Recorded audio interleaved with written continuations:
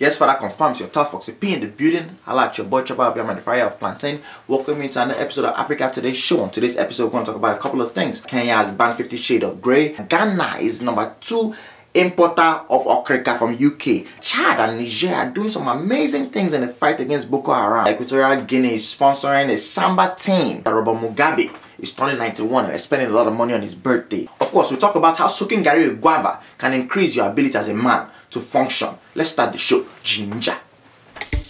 Yes, if I confirm, it's your boy Foxy P in the building. I like your boy, the Chopper of Yam and the Fire of Plantain. 1995, 1999 Gidigbo champion, the first Igbo governor of Lagos State. But once I yes, can I say just be fit? Yes, but I confirm when in doubt, so that breast. We're gonna jump all the way right into East Africa with a country known as Kenya. We're getting news from Kenya that they've banned the wonderful movie known as 50 Shades of Grey. The Kenya people, they banned the movie, say there's too much prolonged sexual scene. To me, I'm asking the question, what do they mean by prolonged? Is it 1 minute? Is it 2 minutes? Is it 3, 4, 5, 6? Where do you draw the line between what's prolonged and what's sudden and what's okay? And the interesting thing about Kenya by them banning this is the fact that they have banned other movies in the past. They banned the movie known as Wolf of Wall Street. They say there's too much drug use and alcoholism and climbing of women that are not your wife. Confirm. So now I was thinking about this. I was like, Kenya is banning 50 Shades of Grey from being shown, of which you can go to jail. But this same country that's still dealing with Al-Shabaab, still dealing with all kinds of terrorism, parole, still dealing with all kinds of different things that's going on with the economy or the country. And is it the right thing for a country to be focusing on 50 Shades of Grey? We as Africans, we need to take a step back from all this moral police that we keep doing. All that kind of kinkiness, and people are like, oh no, African women don't do this. Is a lie. We always underestimate our women. Our women are the wildest, nastiest. But the thing is this, if you're dealing with an African woman, you have to know where the line is, confirmed. If you start spanking her, that's how you can spank, and start bringing back memories of secondary school or when she was in primary school and she used to flog her anyhow. What you're using to spank them, but be very, very careful. Don't be using cane, don't be using bet, don't be using wire. You can use your hand, but gently and slightly, confirm. The same thing with pulling up the hair. You have to be very, very careful with pulling up the hair. If she have weave, you have to be very, very careful when you're pulling the hair. So you don't pull out all the tracks and blood and just super glue, just be all over the place, confirm. If she has Bob Marley, you have to be careful pulling it close to the root to reduce the possibility of slippage. That's why we prefer our girls to have this 3 hairstyle. Patewo, some to the front and all back, or shuku. Those are the 3 hairstyles that are approved for you to pull girls, and nothing is girls with natural hair, confirmed. But you have to be careful when you're pulling girls with natural hair, because sometimes they can pack that thing with that cocoa butter and shea butter and avocado treatment. When you now start pulling it, your hand will now be smelling like salad. African girls, they like all those kind of things. That 50 Shades of Grey is not foreign to our culture. It's things that we do in our culture and our tradition. But you have to know where you draw the line, especially when you're talking nasty to your girl. You're hitting the girl. Yeah, you nasty girl. She'll be like, oh yeah, daddy, I like to be nasty to you. And be like, oh yeah, you take that, you nasty bitch. Who are you calling bitch? I saw the just changing for you. Who are you calling bitch? She'll not tell you everything about your life. You that cannot keep one single job for more than 2 days, you're calling me bitch. You that you're still driving the same car for 2002 under prelude, you're calling me bitch. You know what, give me my pint. I'm going home. You vagabond. You don't even resemble your father or your mother. I don't know where they harvested you from. They will tell you everything. So you have to know where you draw that line with them. Talking about this whole 50 Shades of Grey thing and the fact that we like to be moral police. Something has been going real crazy on Twitter recently. I think the past 2-3 days now has just been going on. This whole Tyga and Kylie Kardashian.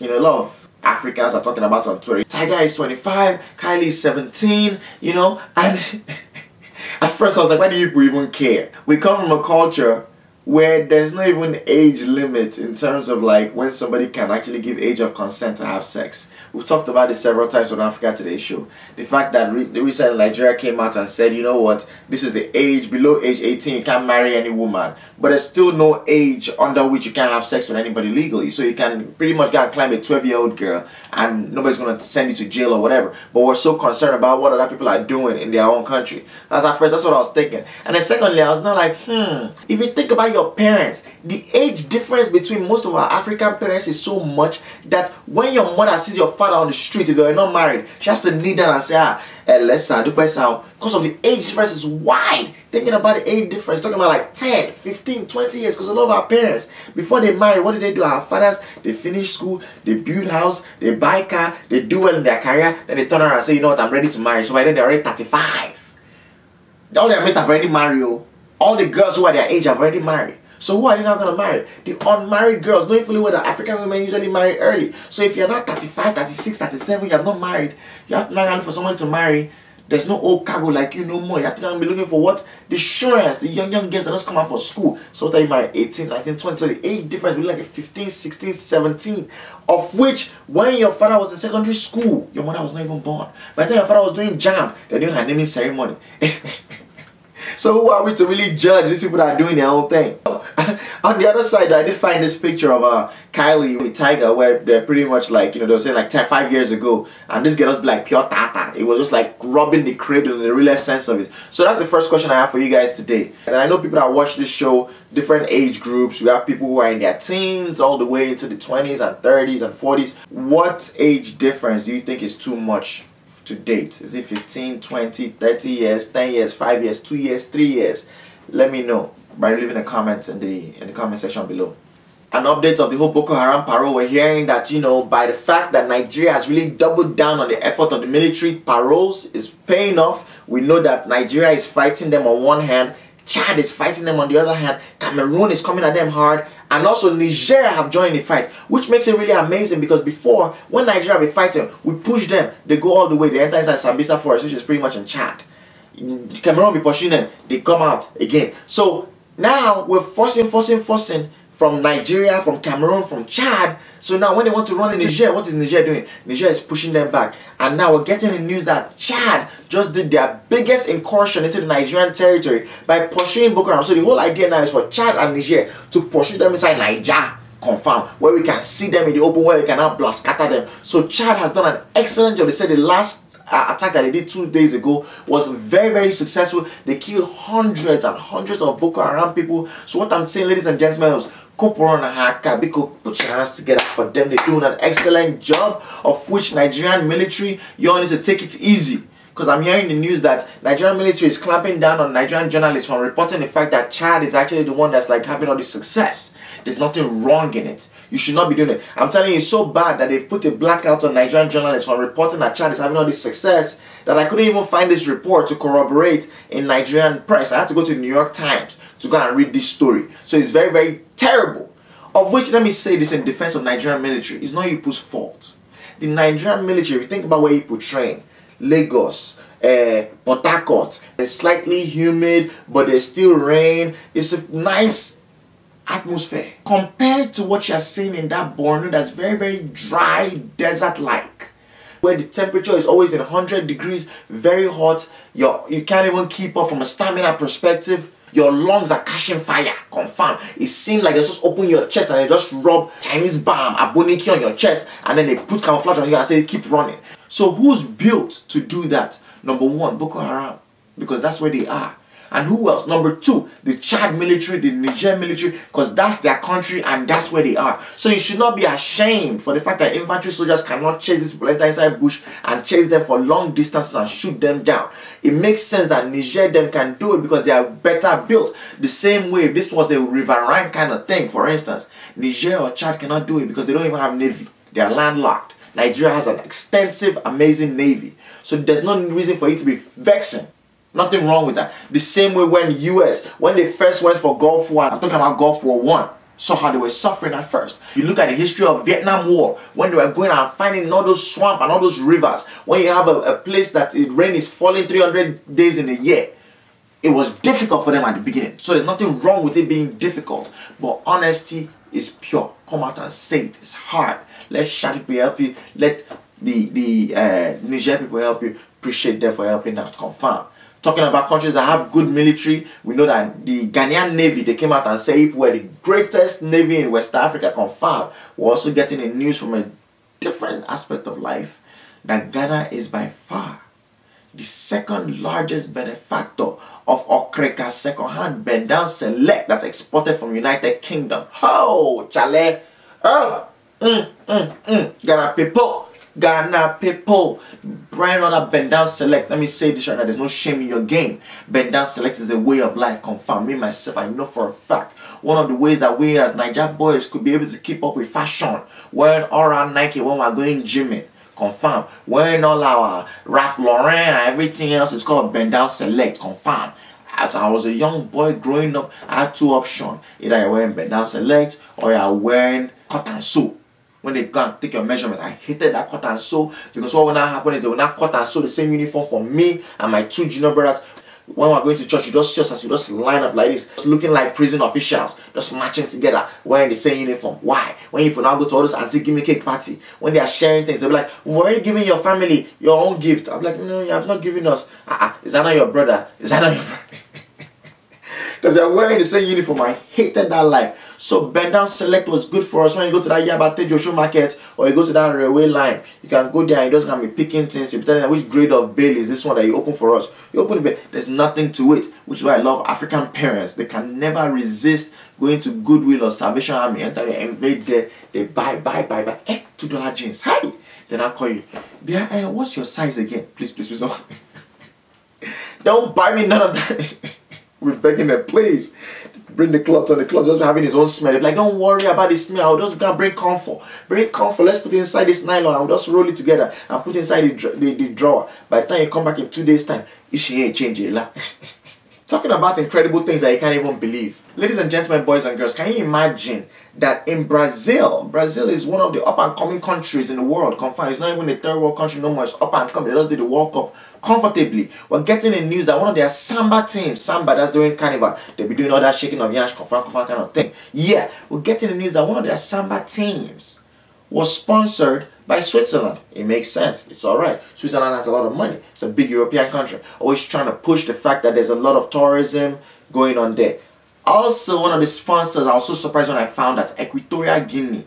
Equatorial Guinea, that's in the middle of poverty. If you're looking at it, I think that's like the lowest 20 or 30 in terms of like poorest countries in the world. You understand what I'm talking about? And they're sponsoring, giving 3.5 million to a samba team just to go and dance. So the samba team, what did they give them? They danced as Equatorial Guinea's sponsorship, and then they played the music that has some Equatorial Guinea in it. I'm just thinking to myself, what kind of nonsense is this? When will African countries change? And there you go. That's an example of a country that has no checks and balances, confirmed. Nobody is there to tell them that, yo, QC, when champ, you shouldn't be doing this kind of thing. Nobody's there to tell them what they should and shouldn't do. Because why? They're being led by the same guy that collected power since 1979. This is the same guy whose son is running around like crazy. I talked about him in Africa Today Show episode 41 or so. He's the one that was dating Portia Stewart, sending her brand new car and giving her a Gucci bag and everything else. Yeah, this is the only country in the world whose oil revenue, from a US perspective, their oil revenue is being sent directly into one family's bank account, not even to the country's bank account anymore. So it's not even like you're tipping money from the country's account and putting it into your own president's account. No, the oil revenue is coming directly into their confirm. That's ridiculous. That don't make no sense. We as Africans need to move above and beyond all this kind of nonsense. Talking about nonsense that's happening, we're hearing the news from Zimbabwe. They're about to celebrate the 91st birthday of Robert Mugabe, and they have pledged $1 million, not Zimbabwe money, dollar, real dollar, confirm. And I'm looking at myself, damn, that's a lot of money. Looking at their economy and everything, but I said, you know what? This guy is celebrating 91 years old. So anybody that's arguing with them is an enemy of progress. If you reach 91, we'll spend 1 million on your own birthday too. You know, look at Mugabe almost died recently when he fell. I don't know when one spirit just set leg for him. The guy just whoop. He almost divide and conquer his own neck, confirmed. Ladies and gentlemen, that's all I have for you guys for today's show. I really want to use this opportunity to appreciate you guys so much for the donations you've given to our Back to School LIB campaign. I believe we've raised almost $400 in how many days? You know, just a few people. I think we had like less than 10 donations, you know. And you guys just gave so much money.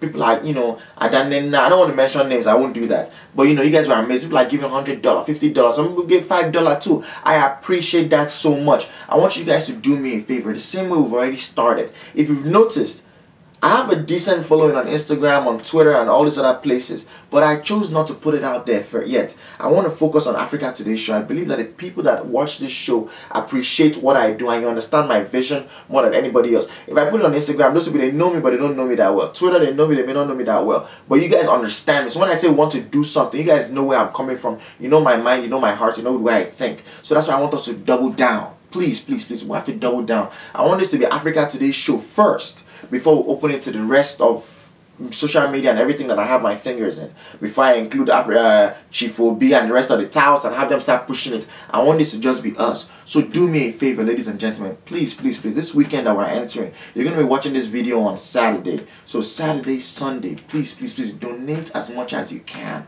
Let me be seeing that high net worth donations, $100, $200. We can do it. We're making a difference in these children's lives. Let's build this thing all the way up to at least $1,000. So I know that, okay, Africa Today Show people supported me. We have almost 1,000 subscribers to this thing. I know we can do it. Please, listen, I'm asking you. I've never asked you people to do this before. So you understand where I'm coming from. And it's not something I'm going to be doing on a regular basis. Like, oh, come on, donate to this. No, no, no, no. I don't believe in that. Before I even ask people, you already know I've already put a bay inside it. You understand? The good thing that we have now is that we have the shipping company that's going to help us out. We also have people who are working with the Liberian embassy to identify who will do the distribution for us right there in Liberia. One thing I've also done is that I've told them we need to identify specific schools in the short term. For the donations we already have, we're going to buy things and send them to those schools initially. Because like I said, I want that Africa Today Show on to just be kind of in its own package. That $1,000 that we're going to shoot for. Let's just go and do something for them, for those children. So we're going to identify those specific schools. The specific schools that we're working to get their names now. So we'll package it. You know how they ship things to Africa? They use like all this barrel. We'll use that barrel. That's what we'll put exercise book, pencil, biro, all these kind of things. And do it in a way that it cannot be thieved. You understand what I'm saying? By the time that barrel is full, we'll stack on that barrel. Each barrel will write the name of the school. And so when they're taking it to Liberia, our shipping person is going to take it to Liberia. And then we have partners that are going to make sure that when it gets to the school, it's still full, and it's on video. Then when they're handing it out to insurance, no any kind of preferential treatment. If you come to school that day, you're gonna get your book, you're gonna get your biro. If we have book pack, anything we can do, we're just gonna keep doing it. So please, your donations are still needed, and I appreciate Una Die. Thank you so much. You guys are absolutely amazing. I'm recording this show on Thursday night. It's about 2:33 in the morning. I just came back from Howard University where I went to do a social media panel, of which I've realized something about myself, ladies and gentlemen. That might be the last panel I will do.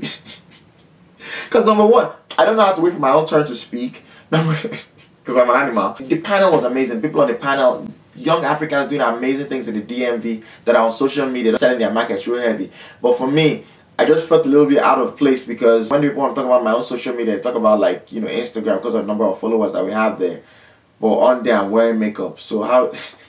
Whereas this plus, they are feeding the poor. They're doing amazing things. They're bridging the gap between immigrants in America and Africans back home. They're doing highly constructive things, you know. But me, I'm just an otakara boy, you know. They're just doing nonsense and drinking alomo on the internet, cooking all kinds of food on Tout Kitchen, of which Tout Kitchen is coming. Stay humble. You know, but it was an amazing time. Howard University ASA invited us, and it was good. It was good, you know, to go there and just talk to the people about social media, my own experiences and things like that. You know, it's always challenging to me. I don't like to talk about us as a team. You know, African comedians. People want to say, "Oh, the founder, the CEO, everything." I don't have a job title. I'm just a member of the team. Granted, I was instrumental in putting it together, but all those kind of things, I find that when you now start doing founder, CEO, or guy, before long, you now start seeing yourself in that perspective, and before long, you now start seeing everybody else below you.